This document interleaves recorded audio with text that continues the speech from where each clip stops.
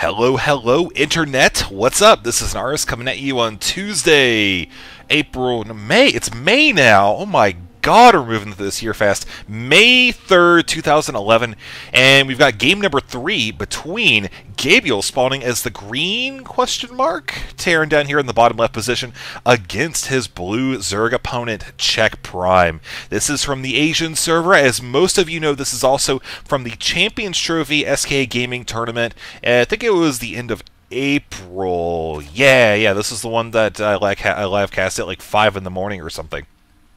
So that whole day, a little fuzzy, not too sure on the details of what happened that day. I hope I wasn't involved in anything illegal. I don't know, kind of blank spot. But anyways, let's just go on with the game here. CheckPrime going ahead with that 11th drone right off the bat here. Now this is going to be a game taking place on Shakuras Plateau, one of the maps in the Blizzard ladder rotation, which you could see natural expansion, actually pretty easy to defend. This is a map where you'll see a lot of times players go for that expansion really early. And speaking of early expansions, we might have exactly that from the Terran player Gaebyul. Now in game number 1, we did see he favored early pressure, so I don't know. He may decide to go with a similar build. It looks like he is going to be going for a 2 barracks, maybe an expansion, may decide to go ahead and put a whole bunch of pressure really early. I don't know. We'll have to see. He could be expecting CheckPrime to go ahead and do that early expansion. I mean, like I said a minute ago, this is a map where you would do exactly that. You see, ramp right down from your main into this nice tiny enclosed area, and then another ramp, again, not that big, leading down into the main path between the bases. So very exciting stuff indeed. There we go with CheckPrime. He's got the Overlord there. He managed to scout it out just before the Terran player could actually see it. He pulled it back like right here. So he knows where his opponent is, and we're seeing right now Gaebyul not so much. He does not know where the Zerg player is right now. So we'll see how that actually affects the build here. We see a couple Marines are actually heading out as we speak. We got 1 Marine, couple SCVs, 3 to be precise, are heading out across the map. And no, obviously this is not the MLG version of Shakuras Plateau, or else these guys would be in cross positions.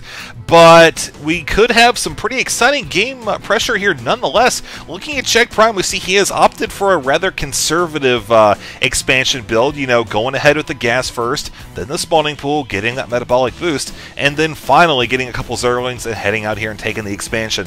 But look at this, folks. CheckPrime did have the Overlord over here, so he spotted that SCVs, or both of the SCVs coming down, and he's like, alright, something's up, I know what's going on, I gotta get down here and check it out. Sure enough, there's a couple bunkers down here waiting for his Zerglings, and also several Marines here already lined up, ready to go in this Bunker Fest 2011.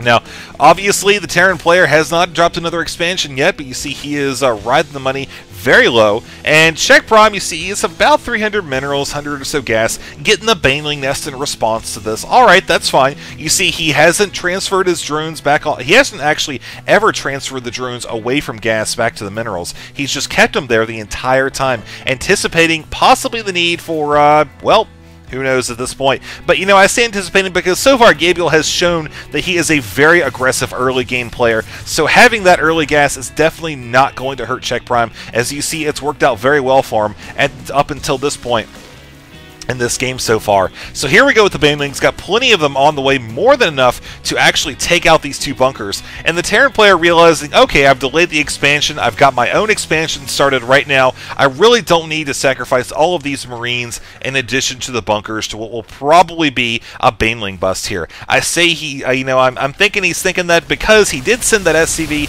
up to scout a minute or 2 ago, and he did actually see the Baneling nest. So there we go with CheckPrime busting out of the bunkers, and we can actually take a look here and see exactly what the Terran player has seen in the Zerg so far. Yep, sure enough, there we go. He knows exactly what is going on up there.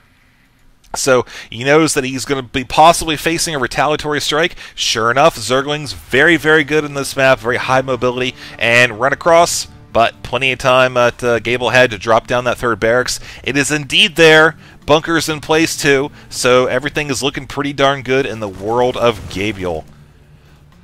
Expansion's looking pretty good. You can see he's working on 2 geysers right now. Also, you can see 18 to 20, so Terran is actually up in the harvester count right now.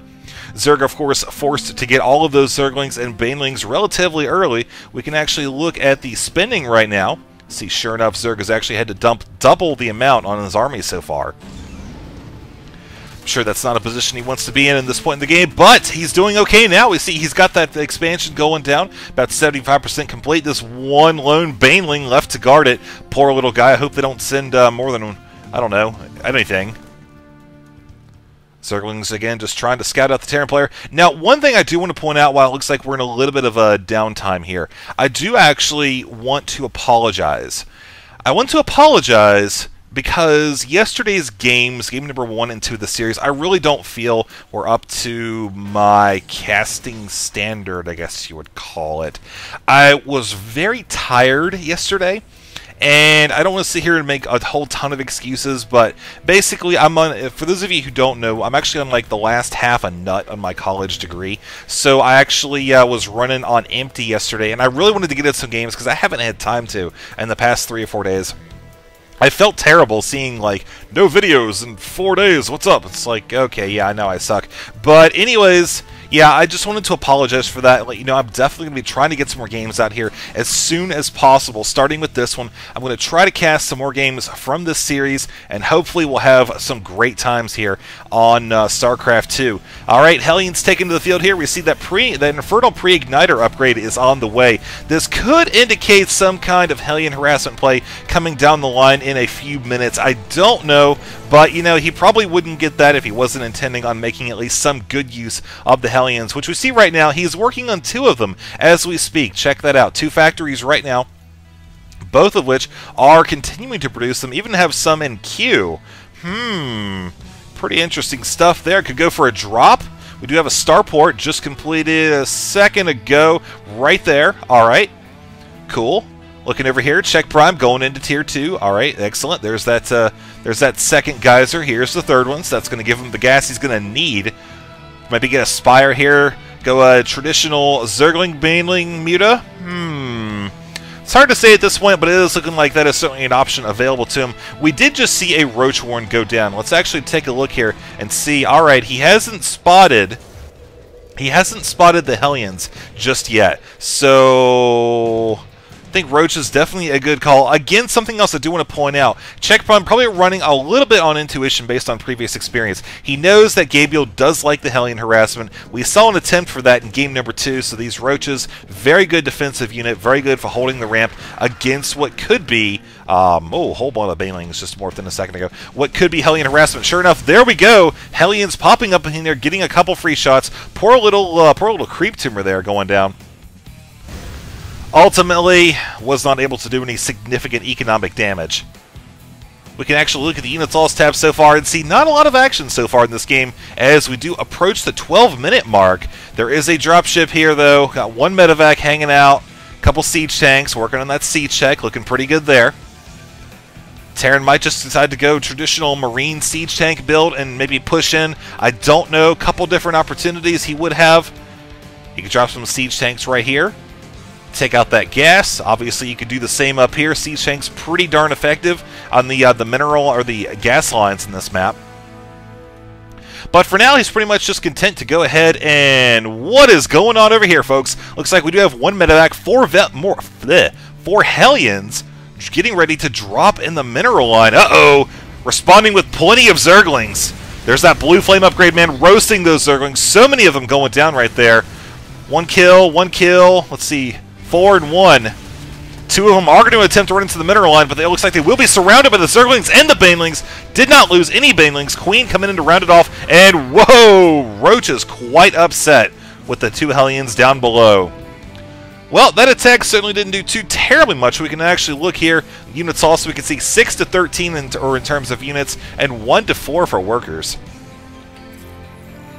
Watching this Hellion here, we'll see what else he's going to be able to do. Obviously, he was able to take out that 1 Zergling, kind of hanging out over here, keeping an eye on the path between the 2 bases.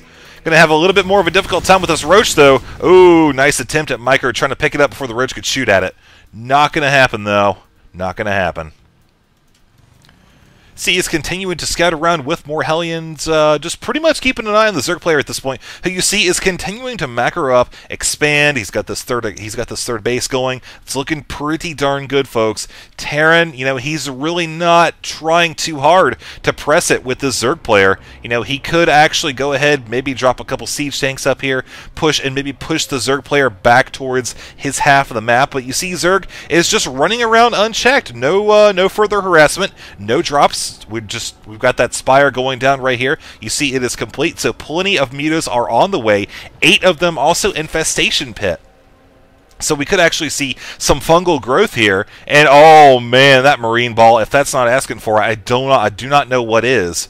So we get ready to approach the 15-minute mark here. Finally, Terran is looking to move out. We could see him make a very aggressive push towards the eastern side of the map. It looks like he may decide to drop his tanks up here on the ledge after all.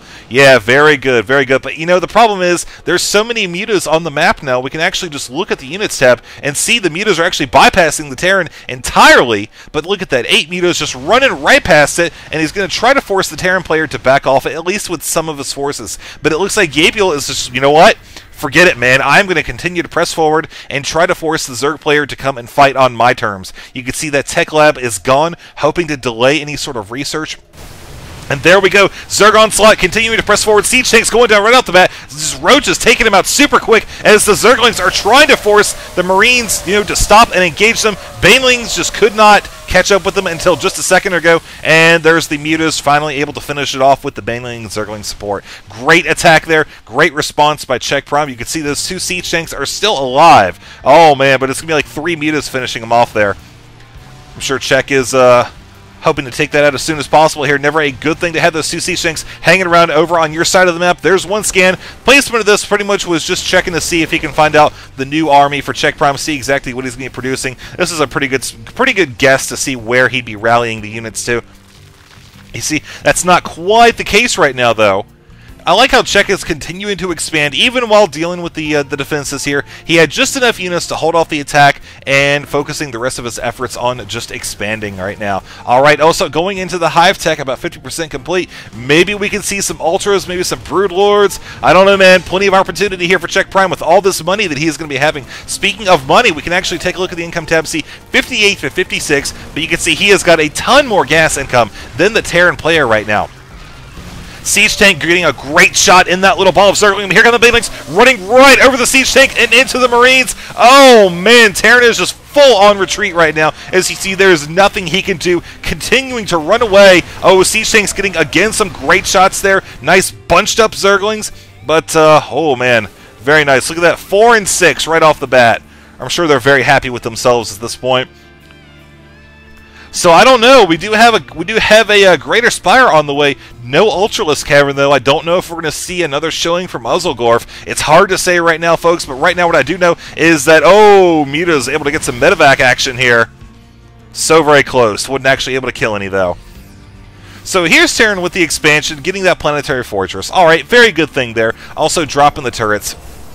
Now the problem is, again, like I said, he really hasn't been able to get in here. Whoa, remix. He really hasn't been able to get in here and stop any of this expansion by CheckPrime. He did try to press in once, and did try with the Hellions, but we haven't seen, any Marine drops. I think that could really help him out at this point. Just drop a few Marines here, dump them in the base, multiple drops at the same time, force the Zerg player to shut down his economy, and continue with the delay tactics until the Terran player can try to get up on his economy a little bit, which you see right now is actually becoming under attack from CheckPrime. A little bit of a gap in the turret coverage there, not a good thing for Gaebyul at this point in the match. Meter harassment continues to unfold as the Greater Spire is now complete. Look at how many Broodlords we do have, folks. 6 of them on the way right now. And looking at the Terran Arsenal, the units tab, we can see 43 Marines, 7 Siege Tanks. That is pretty much all that's running around right now. For Gaebyul, it's not going to be super effective, especially depending on how Gaebyul or CheckPrime micros the Broodlords. If he keeps them in higher terrain, keeps them away from the Marines, then he'll just be able to decimate that army. And especially with the Mutalisk harassment, man, it's just not going to work out too well for Gaebyul. At this point, though, Terran is still hanging on in the game right now. We can actually look once again at the production tab and see even more Broodlords on the way. more Corruptors. See this giant ball of Zerg right here, just amassing right at the front door for CheckPrime. I'm really looking forward to seeing what's going to happen with this. Or he might actually be sending the Broodlords out alone. No, there we go. Just getting a little bit of head start there. I was about to say, that didn't seem right. Broodlords don't go alone. Alright, here we go. Take a quick look at the Terran wall. You can see plenty of siege tanks. Got one Thor there. Not sure it'll be doing a whole lot of good at this point. Also, a couple Infestors could be doing some mind control here. I think that's something we saw in game number 2. Alright, here we go. Stem Marines running in, taking a lot of hits from the Broodlords already. Terran is just not in a good spot to deal with this right now. I do like how CheckPrime is being rather conservative with the Broodlords. You see, he's just sending them in, throwing down some Broodlings, and that's going to be that. Look at the siege tanks doing so much damage. Very, very nicely handled by CheckPrime. Sure enough, there we go. Once again, siege tanks taking out more units than the Broodlings themselves. Once again, oh, looks like he actually diverted it this time. And Gaebyul is just leaving these tank siege. Look at this, man. CheckPrime handling this just beautifully. Here comes the Thor this time, absorbing a little bit of damage. There we go. I cannot believe that Gaebyul is letting this happen. Seriously. Okay, there we go. Half the Marines have been killed by those siege tanks. And now we can see, okay, Vikings dead. Once again, Broodlords free to run around and go about their business. And Gaebyul is just letting it happen. I mean, sure, yes, Gaebyul really doesn't have a lot of options at this point, but still, you see, he's trying to use these Vikings. He's sitting them out. They're getting picked off one or two at a time by the Mutalisks, though. And the rest of the force is just hanging out right here. Really no reason to use them at this point. And now CheckPrime is pressing full strength with the Broodlords as he realizes, all right, I definitely have the upper hand now. I can withstand the losses of a frontal assault. And here we go. No, not a lot of anti-air left. A few Vikings, but the Muta's more than enough to come in and finish them off. As you see, now CheckPrime is just really in control of this battle at this point, continuing with the reinforcements. There comes several Corruptors here, and we're looking at the Terran player now. We can see at the Army tab, 110 to 195, folks. As far as income goes, 76 to 74. Looking at the units lost right now, you can see still not a lot of workers killed, but wow, man, this is definitely looking in the favor of CheckPrime. Don't want to call it too early here, folks, but I think we are going to see CheckPrime move on to the next series of games. I will hopefully be able to find those for you, as here we're still seeing them 171 to 96. Look at that, 175. There goes the expansion for Gaebyul, as he is just holding on for dear life. Anything he can do at this point, he is trying. Here comes even what could be the last-ditch defense for the Terran player. Nice fungal growth landing on all that. Look at that, so much damage on the Marines, down to 9 health. Even the siege tanks taking a little bit of a beating there. And here we go, folks, even more damage. And there's the GG from Gaebyul. Very nicely handled by CheckPrime. Gaebyul with those siege tanks at the end right here, man, just did so much damage to his own forces. CheckPrime really exploiting that, and in the end was able to secure a victory as a result. All right, folks, that's going to be game number 3. I do hope you enjoyed it. Like I said, I'm going to try to get more games up for you in the coming days here. Like I said, they've been pretty darn busy, so please don't hate me too much. And yeah, that's pretty much all I've got.